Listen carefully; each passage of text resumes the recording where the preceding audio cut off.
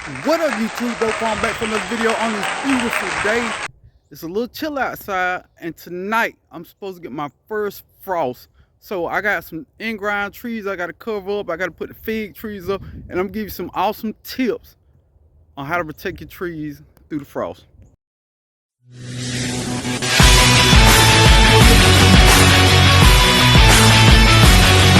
All right, before we get into wrapping the plants up, let's talk about what plants need to be covered up during the frost.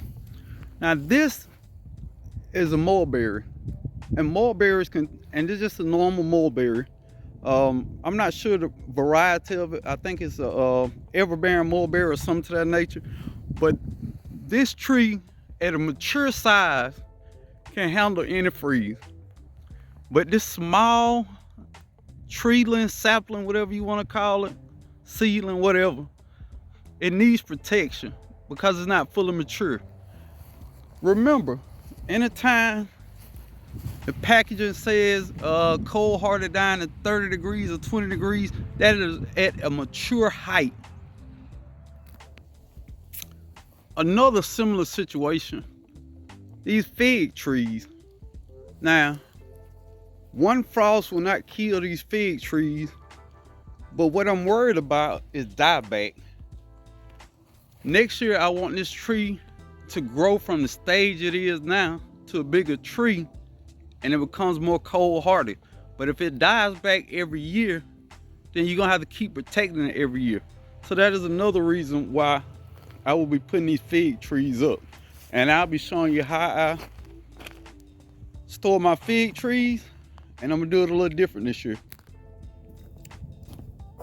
All right, I just got these in the mail from Amazon. Shouts out to the person in my comments that said they had a frost cover bag, they had the drawstring and the zipper on the side. This is what this is supposed to be. It's supposed to protect against wind, frost, sleet, and snow.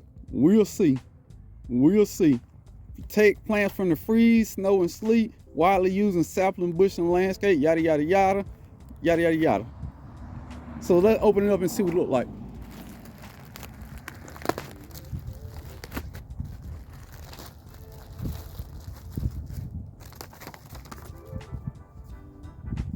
And I think it's 3 of them in here.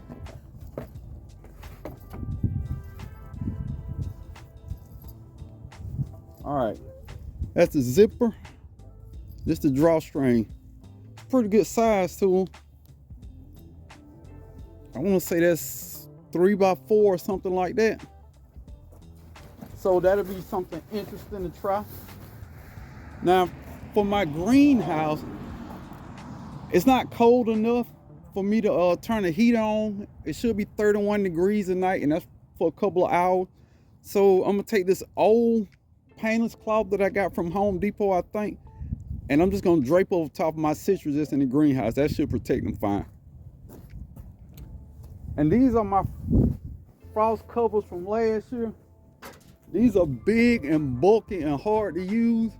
So if I have to use them, I will, but I hope I don't.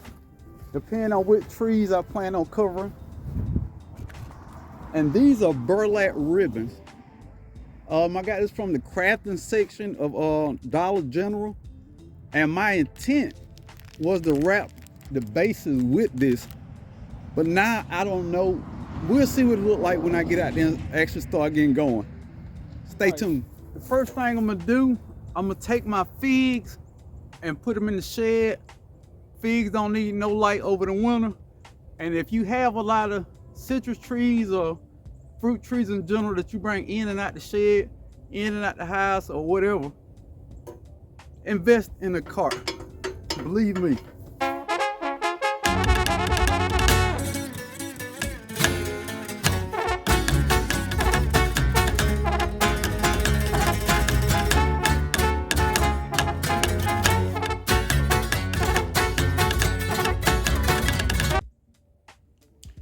All right, got all my figs in there. Y'all happy? Y'all happy? Y'all got a home now. Yay! All right, this is my first in-ground tree. This is a red, wonderful pomegranate. And cover it up. It's not as cold hard as my other Russian hearted pomegranate. So I got an idea how I want to do this. We'll see how it work out. First I've got drawstring, so I'm gonna tighten it up a whole lot.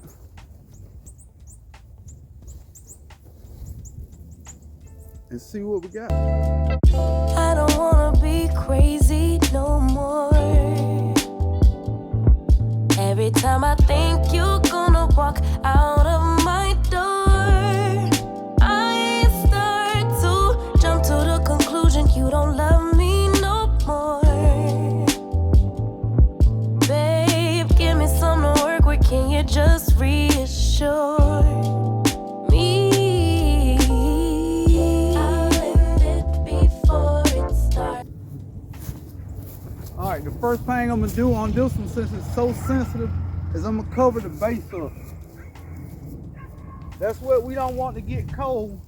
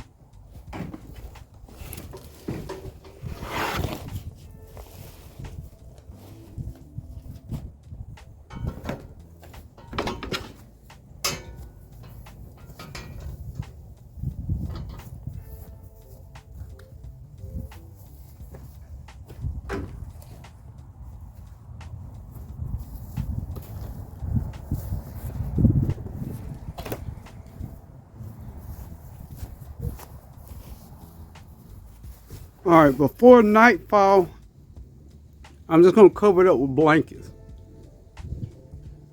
That should hold it. All right, now things you should not wrap up: plums, peaches, more plums, more peaches, pears.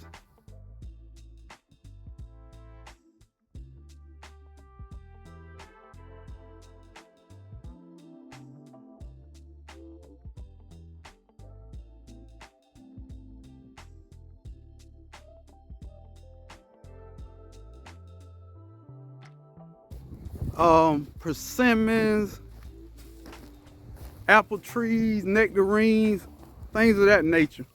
All these trees need chill hours for it to produce fruit the next year. So if you don't get chill hours, you don't get fruit. So all these, leave them outside. They got to have chill hours, unless you live in extreme climate, zone 4 and below. Then you need to start doing some research. But all apple, pears, peaches, plums, All these need chill out. So please leave these trees outside, whether it's in a container or not. If they're in the ground, please don't cover them up. All right, y'all. I did my part for the trees that I have that's out of zone. If you are growing fruit trees that are not for your zone, then you rolling the dice every year through the winter. It's just what it is. No matter how good you treat the plant, some plants just commit suicide. Maybe, I don't know. So if you do have a plant that die, reevaluate what you did the previous year and keep moving forward. Don't let a couple setbacks stop you from being great. Grow your fruit, enjoy your life. Life is good.